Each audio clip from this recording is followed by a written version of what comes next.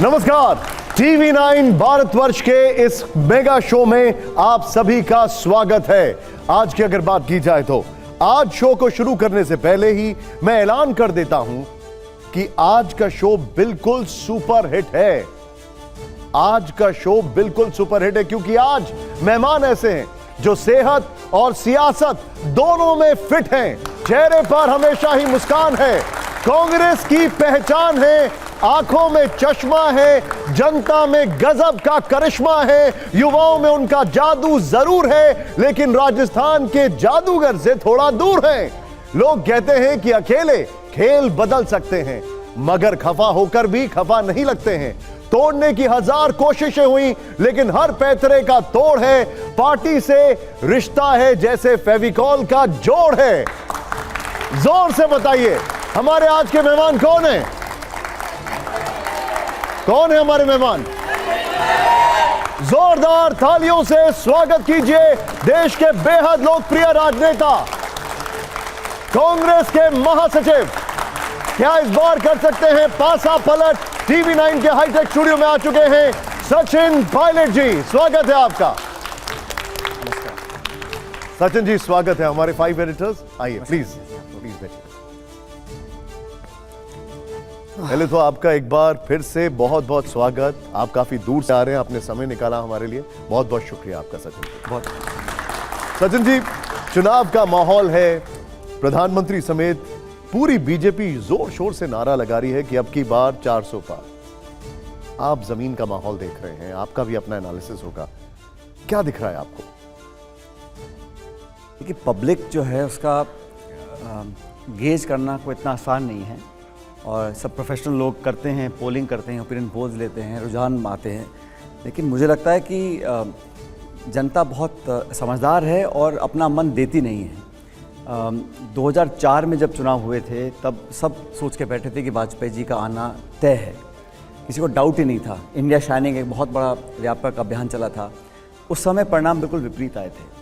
और अभी भी आप जैसे कह रहे हैं कि बीजेपी दावा कर रही है 200 पार, 300 पार, 400 पार, अगर इतना उनमें आत्मविश्वास होता खुद के दम पर इतना बहुमत पाने का, तो वो नाना प्रकार के दलों को, नेताओं को तोड़कर जोड़ने की कोशिश नहीं करते, एनडीए को रिवाइव नहीं करती है। मत भूलिए 4 साल तक भाजपा ने सिंगल हैंडेडली गवर्न किया।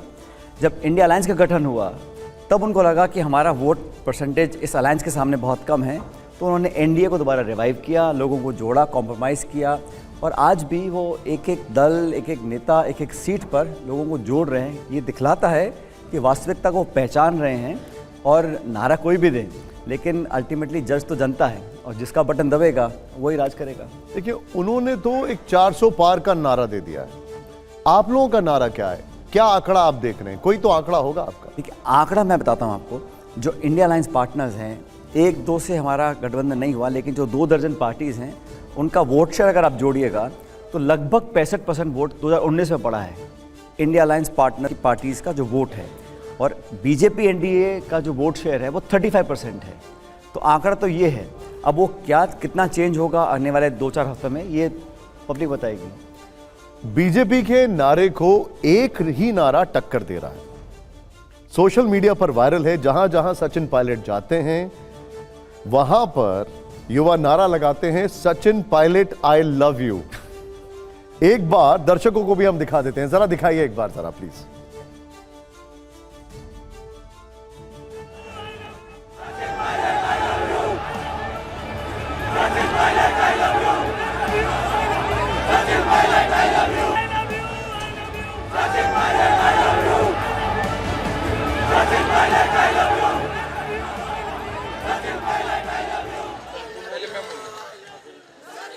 सुना आपने, Sachin Pilot I love you, I love you, ये नारा लग रहा है। सचिन जी, नेहरू जी, इंदिरा गांधी जी, राजीव गांधी जी, अटल बिहारी वाजपेयी जी, नरेंद्र मोदी जी देश में इतने पॉपुलर नेता हुए हैं, लेकिन आज तक कभी भी ऐसा नहीं हुआ कि नेता मंच पर हो और आई लव यू के नारे लगे। आप मेरी खिंचाई क्यों कर रहे हैं मुझे बताइए?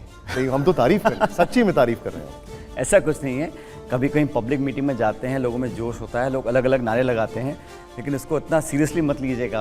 आपने जो सुना है ये ठीक है, कभी कोई बोल देता होगा, लेकिन इनको बहुत ज़्यादा इसमें ध्यान देने की मैं समझता ज़रूरत नहीं, लेकिन लोग कह रहे हैं कि मोहब्बत की दुकान राहुल जी ने खोल रखी है और सामान सचिन जी का बिक रहा है। एक ही टीम के हम लोग भाई, सामान मैं बेचूं वो बेचे, दुकान मैं खोलूं वो बंद करें, एक ही बात है। लेकिन जो कॉन्सेप्ट है वो ये है कि हम निश्चित रूप से जो इतना युवा वर्ग इस देश में जो अधिकांश मैं समझता हूँ जागरूक है, समझदार है, उन लोगों को अपनी सोच, अपनी पॉलिटिकल आइडियोलॉजी और अपनी रोड मैप को अगर हम जितना ज़्यादा उनको बताएंगे, उनको अपनी तरफ आकर्षित करेंगे, और ये हर पार्टी करती है। लेकिन मैं ऐसा मानता हूँ कि कांग्रेस ने हमेशा समय को ध्यान में रखते हुए अपने आप को ढाला है, और वही काम हमको आज भी करना पड़ेगा अगर युवाओं की वोट को हमें आकर्षित करना है। और ये सिर्फ एक मैं अकेला या एक 2 या 5 नेता नहीं, पूरी पार्टी को करना चाहिए और पूरे देश में हम लोग करेंगे। अच्छा, भीड़ की अगर बात की जाए तो राहुल जी की जो भारत जोड़ो यात्रा है उसमें भी भीड़ दिख रही है, लेकिन लोग कहते हैं कि इससे राहुल जी की तो छवि मजबूत हो रही है, कांग्रेस की नहीं हो रही है। क्या ये बात सही है? बात गलत है। देखिए, जो पब्लिक है किसको वोट करती है इसकी गारंटी कोई नहीं ले सकता, लेकिन हमारा एज अ पॉलिटिकल एक्टिविस्ट काम क्या है?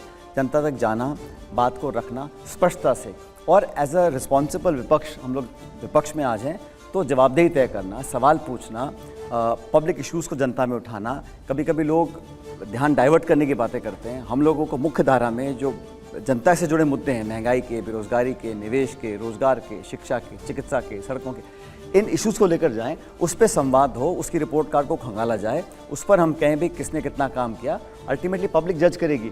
लेकिन कांग्रेस या विपक्ष का हमारा एक बड़ा दायित्व है, और लोकतंत्र में जितनी जिम्मेदारी सत्ता पक्ष की है उतनी ही विपक्ष की भी होती है, तभी तो तराजू होता है। और जब तक विपक्ष, जैसे हम लोग अपना काम करते हैं, हम पूरी ताकत से करते हैं, अल्टीमेटली जनता के हाथ में है।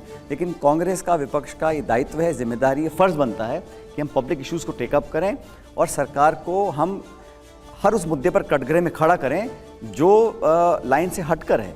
और ये अक्सर हुआ है, मैंने देखा है, जो भाजपा की सरकार केंद्र में 10 साल हो गए, आज 10 साल में अपना ट्रैक रिकॉर्ड, अपने किए गए वादे और उनके जो कमिटमेंट्स हैं उनको अगर आप पूरा नहीं कर रहे हैं तो सवाल पूछने का अधिकार हमको है।